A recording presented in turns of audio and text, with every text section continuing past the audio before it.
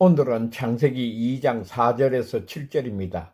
하늘과 땅의 내력에 대한 이해에 대해서 살펴보겠습니다.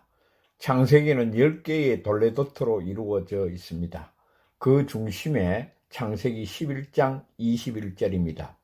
아브라함을 중심으로 전반부는 창세기 1장 1절부터 11장 26절로 아브라함 이전의 태고사라고 합니다. 원시 시대입니다.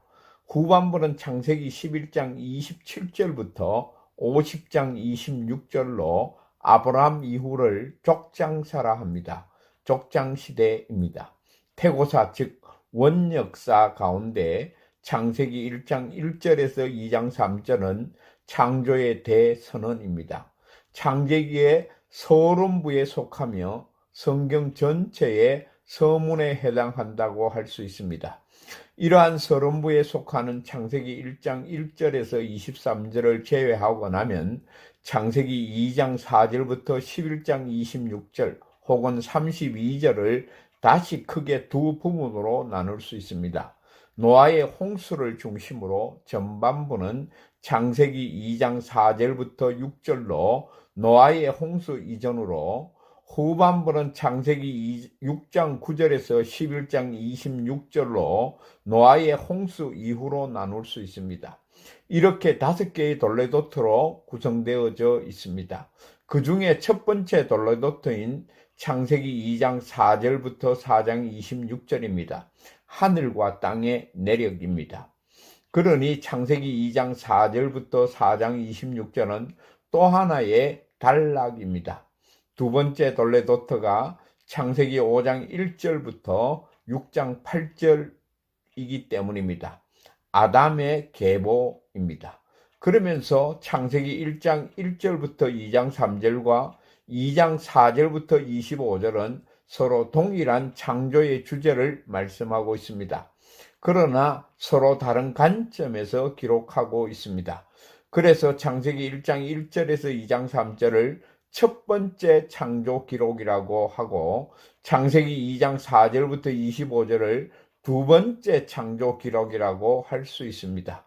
창세기 1장의 창조 기록과 창세기 2장의 창조 기록이 서로 밀접하게 연결되어져 있습니다.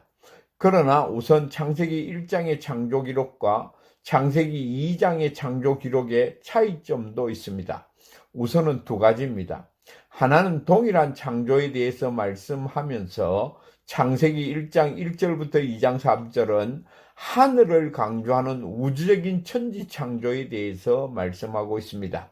그러나 창세기 2장 4절부터 25절은 땅을 강조하면서 지천의 창조에 대해서 말씀하고 있습니다.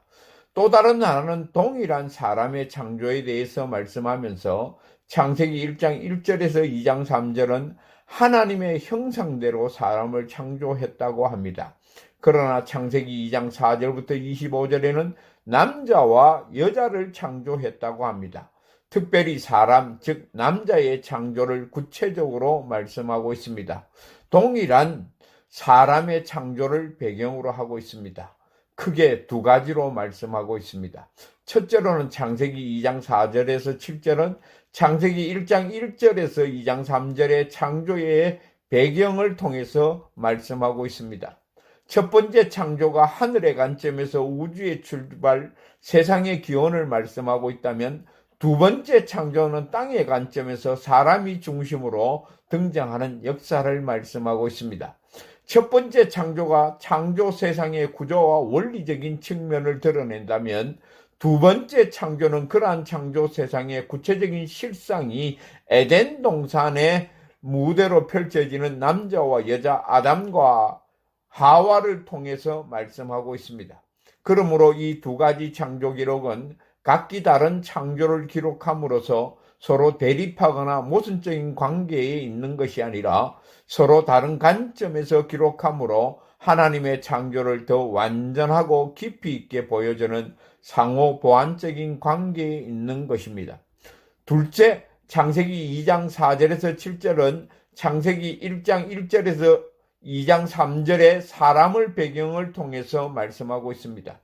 첫 번째 창조와 두 번째 창조에서는 모두 사람이 하나님의 창조의 중심이 나타나고 있습니다. 모든 것이 사람을 위한 창조로 기록되어져 있습니다. 첫째 날부터 여섯째 날까지 모든 것은 여섯째 날 창조된 사람을 위해서 땅을 정복하고 모든 생물을 다스리기 위해서입니다. 들에는 초목이 없었습니다. 밭에는 채소가 나지 않았습니다. 안개만 땅에서 올라와 온 지면을 적시는 정말 적과 꿀이 흐르는 땅이었습니다.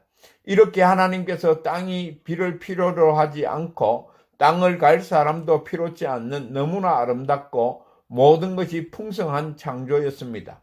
뿐만 아니라 하나님은 사람을 하나님의 형상으로 창조하실 뿐만 아니라 이제 사람에게 그 코에 생기를 불어넣음으로 생명이 되게 했습니다. 피조물 가운데 비교할 수 없는 특별한 의미를 지닌 존재로 창조되었습니다. 동시에 매우 유한적이고 의존적인 존재임을 말씀하고 있습니다. 따라서 사람은 땅과 하나님께 의존하면서 살 수밖에 없는 존재라는 사실입니다. 그러면서 창세기 1장에서는 하나님이라는 말씀이 창세기 2장에서는 여호와 하나님으로 전환되고 있습니다. 하늘과 땅의 내용을 통해 전능하신 하나님은 약속을 시행하시는 신실하신 하나님이라는 것을 강조하고 있습니다. 출애굽한 이스라엘 백성들은 전능하신 하나님이 신실하신 하나님이라는 것을 믿어야 합니다. 오늘은 하늘과 땅의 내력의 이해에 대해서 살펴보았습니다. 감사합니다. 다음 시간에 또 뵙겠습니다.